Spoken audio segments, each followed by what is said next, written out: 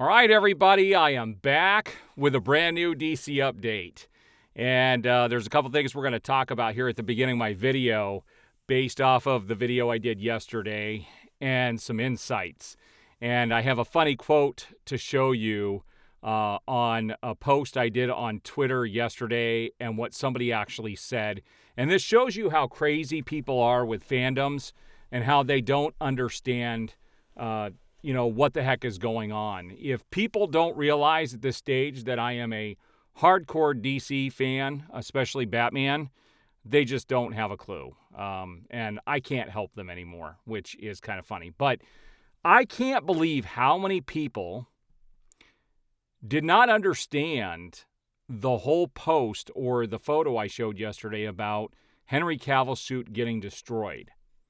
It had nothing to do with the actual suit getting destroyed itself. And I can't believe I'm having to explain this. It has to do with James Gunn's response on social media. He was mocking it. He was making fun of it. He was making it out to be this crazy thing. It's his attitude towards the people that respect those versions of the characters. And it's who James Gunn is. He can't help himself. You can go back and see the comments that he has made about Michael Keaton's Batman, about the original Batman, about Tim Burton, about all these other characters that have played. To him, none of those are worthy. And it's a fact. He has come out and he has said it. I've covered those quotes on my channel before, and you can go and check them out. Now, I'm going to show you something interesting here on a post that I did on Twitter yesterday. And actually, I did a community post here on YouTube, but let's take a look. So what I ended up doing yesterday is it had been a long time since I had watched a movie in my theater room. And I decided to watch The Dark Knight Rises, which, outside of Zack Snyder's trilogy, the Nolan trilogy is my favorite superhero trilogy. Those three films are incredible. And I will be doing a review on The Dark Knight Rises in the coming days. I'm gonna start a retro review kind of section on my channel. It'll be under regular movie reviews, but also under retro reviews. And I will be reviewing this film. I just felt like I wanted to watch something, and this is the movie out of the three that I was least familiar with. Like, I know Batman Begins inside and out.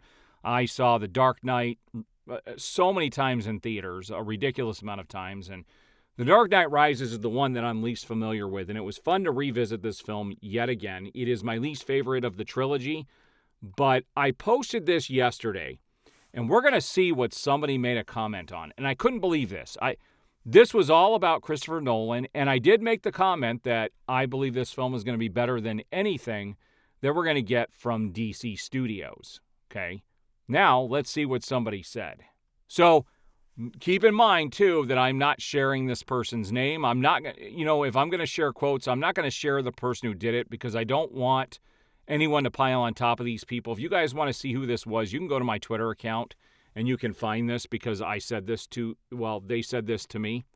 And this individual said, Aaron, still worshiping Snyder like he saved DC while using Nolan's movies to bash Gunn. Snyder didn't help the brand. He left it a mess. Classic Snyder cultist. Stuck in the past. Newsflash. Gunn doesn't even know you exist.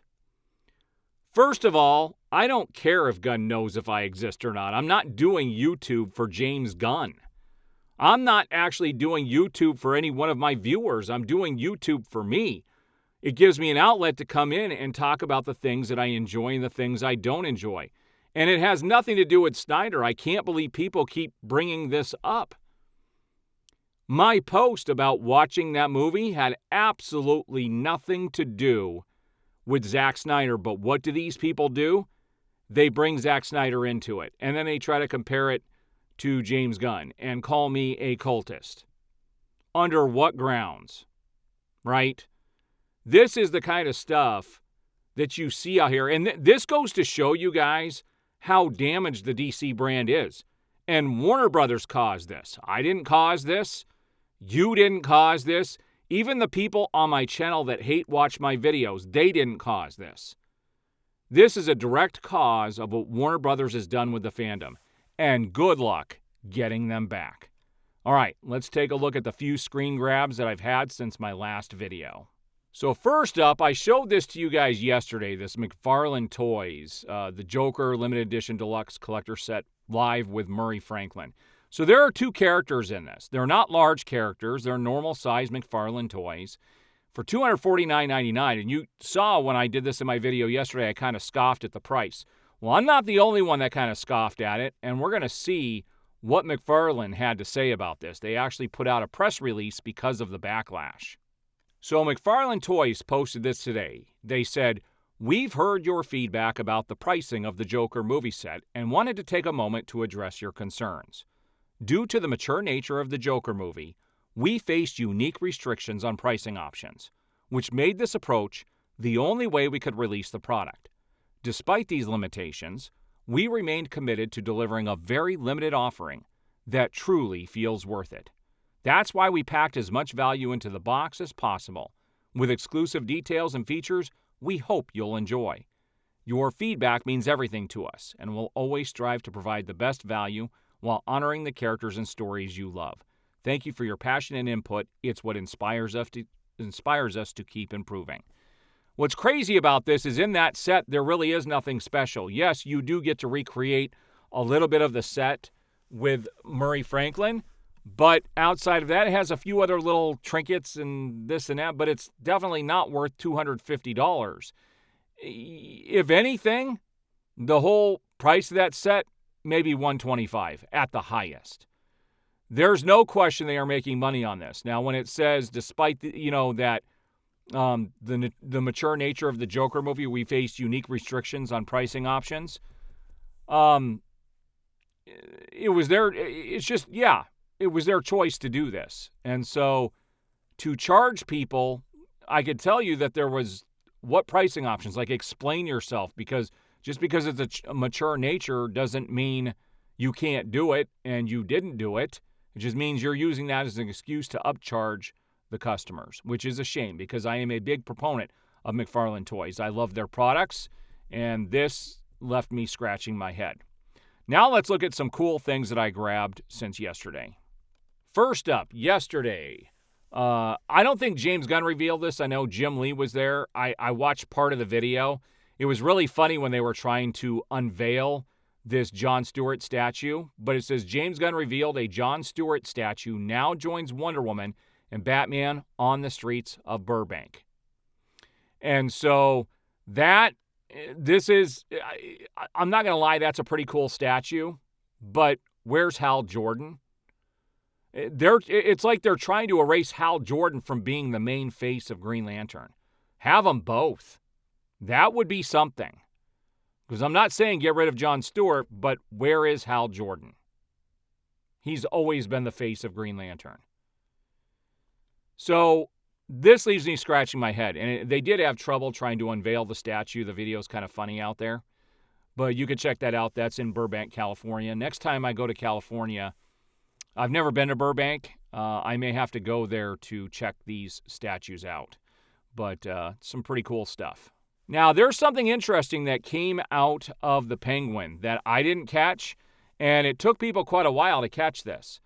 But it says Scarecrow's syringe glove and mask was teased in Centani, episode 4 of the Penguin. Looks like we might have a clue of the possible villain in the Batman Part 2.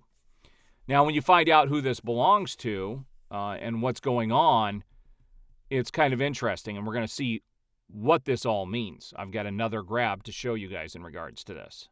So this comes from Boba Talks. He says, wow, somebody sent me this Reddit post, and it shows an Arkham-esque inspired Scarecrow glove and what appears to be a Scarecrow mask in Julian Rush's office. Julian Rush, the one who helped Sophia. I was told by a source a long while back that originally on the production details that Theo Rossi was written as Jonathan Crane on paper very early on, and it changed. I spoke to them about it, and we perhaps thought it was to mask things, perhaps a code name. But then, when he turned out to be just Julian, we just concluded perhaps things had changed behind the scenes. Honestly, I don't know. But it's so intriguing that this can still be seen in the background. Credit for the Reddit user for finding this. Yeah, and it's pretty cool that that was there because here it is. That episode aired, good grief, almost 2 months ago, and nobody even noticed or talked about it until now. So it is pretty cool stuff. Right, so there's one other correction I wanted to make for my video. In fact, it was, I'm going to read you guys something that was sent to me on Twitter yesterday, which I was very appreciative to get this information. But DC Film News actually reached out to me, and they wanted to get in touch with me in regards to one of my previous videos where I had talked about Warner Brothers taking down video or photos from, the filming of the film. And they reached out and said the Superman images are being taken down by Backgrid, not Warner Brothers. Specifically, the photo sets that were originally purchased by Just Jared through Backgrid are the ones being targeted. He said it's not much of a story at all, but it's better to put out correct info over misinformation from people who don't read their DMCA notices. All right, guys, so I wanted to address this. As you guys know, if you guys are a longtime viewer of my channel, my goal is to never give out false information. I always want to give you guys the correct information. You're going to get my opinion a lot, a lot. I am a review channel, and I will remind everybody that is baked into the title. But I'm never going to be here to mislead you guys. That is never my intention. And every time I have gotten something wrong, I have come back and corrected it. And this is part of that. So I thank DC Film News for reaching out to me and letting me know what was actually happening. I do appreciate that a lot. All right, guys. So there you have it. There's my update for the day.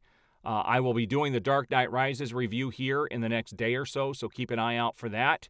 And I will be back with further updates in the coming days. I do appreciate all the support. If you like the video, please hit the like button down below. Subscribe, hit that notification bell, and you will be notified as I have new videos go up.